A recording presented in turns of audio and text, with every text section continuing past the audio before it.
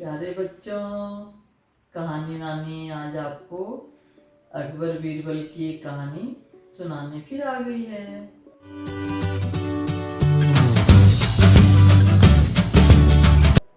एक बार की बात है, अकबर को तो कुछ कुछ फितूर दिमाग में आते ही रहता था। तो एक बार उसने प्रतियोगिता रखी कि भाई एकदम जनवरी के महीने में, और जो अकबर का महल था उसी के किनारे में एकदम यमुना जी बहती थी।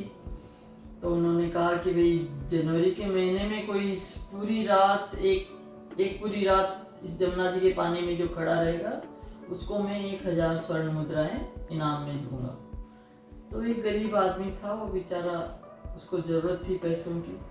तो वो राजा जी के पास आता है, बोलता महाराज मैं पूरी रात यमुना जी में खड़ा रहूंगा। तो बोला कि ठीक है, तैयार हो जाओ आप। राजा जी ने अपने 2 सिपाही वहाँ लगा दिए और रात को वो जो आदमी था वो यमुना जी में जाके खड़ा हो गया।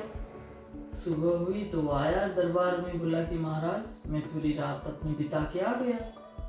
तो जो राजा के सिपाही थे उन्होंने कहा कि भाई इसने ईमानदारी से किया अपना काम। बोले हाँ महाराज, ये तो नदी में अच्छा से खड़ा था।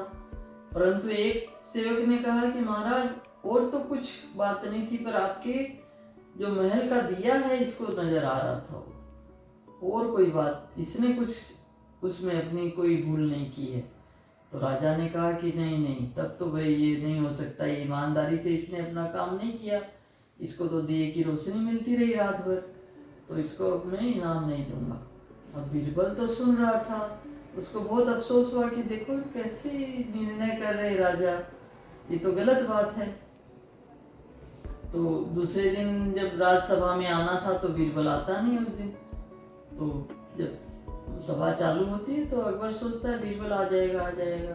फिर एक सेवक को भेजते कि जाओ भाई बीरबल को देख के आओ, आज क्यों नहीं आया सभा में, क्या बात है, तबीयत तो ठीक है ना। तो जाता है सेवक बीरबल के पास, तो देखता क्या है कि नीचे एक दिया रखा हुआ है और एक ट्रायंगल पे ऊपर में एक पात्र रखा हुआ है।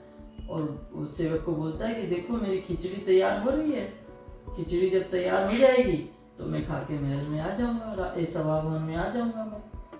तो सेवक जाके बोल देता महाराज को, बोले महाराज तबीयत ठीक है बीरबल का, पर उसके लिए खिचड़ी वो अपनी बना रहा है अपने लिए, वो खा के ही तुरंत आ रहा है महल में, ये सभा भवन में। तो बोला ठीक है। फिर मध्याह्न हो जाता है, ब्रेक होता है खाने पीने का, तो तब तक भी देखता है अकबर की बीरबल तो आज नहीं आया। तो फिर वो जब दोबारा सभा चालू होती है तो फिर सेवक को भेजता है कि जाओ देखो क्या बात है, इस बार भी अब मध्याह्न हो गया तभी भी नहीं आया बीरबल। तो सेवक जाके बोलता है तो बोलता है महाराज आप तो बोले अभी आ रहा हूँ, देखिए मध्याह्न हो गया, फिर दोबारा सभा चालू हो गई है। बोले बस बस अभी होने वाली है, तुरंत होने वाली है, मैं अभी बस तुरंत आता हूँ, आप पहुँचो, आपके पीछे पीछे ही मैं आ रहा हूँ। तो सेवक जाके राजा को बोल देता है ऐसे अकबर को। फिर सभा समाप्त हो जाती है।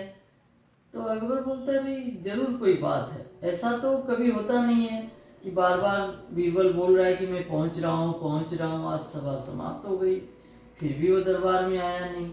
तो चलो भाई मेरी सवारी तैयार करो, मैं भी जाके उसको देख के आ रहा हूँ, क्या बात है। तो बोलते भाई ठीक है, उसके लिए रथ तैयार किया जाता है अकबर के लिए।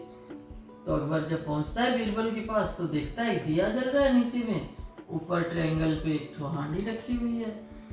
तो बादशाह बोलते बोले बीरबल क्या बात है, आज आप सभा भवन में आए नहीं। तो बोले महाराज ये खिचड़ी बनी नहीं, तो मैं तो कब से इंतजार कर रहा हूँ कि भी अभी खिचड़ी पक जाएगी और अभी मैं खा के अपने सभा भवन में आ जाऊंगा। तो बोले अकबर बोलता है कि बीरबल तुम कैसी मूर्ख बात कर रहे हो, ये दिया यहाँ जल रहा है, वो ट्रायंगल पे खिचड़ी है, वो कैसे पकेगी, वो तो गर्म ही नहीं हुई होगी।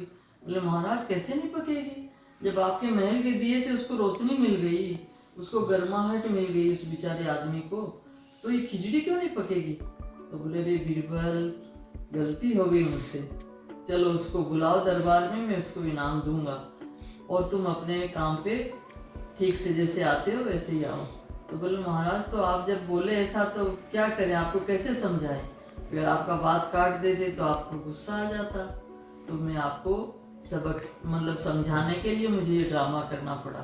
तो बादशाह बहुत हंसने लगे और दूसरे दिन उस युवक को बुला के उसको इनाम दे दिया गया। वो युवक बीरबल का बहुत चरण स्पर्श किया, बोला महाराज आप ही की युक्ति से मुझे ये मेरा इनाम मिला है। और वो अपनी खुशी खुशी अपने घर चला गया।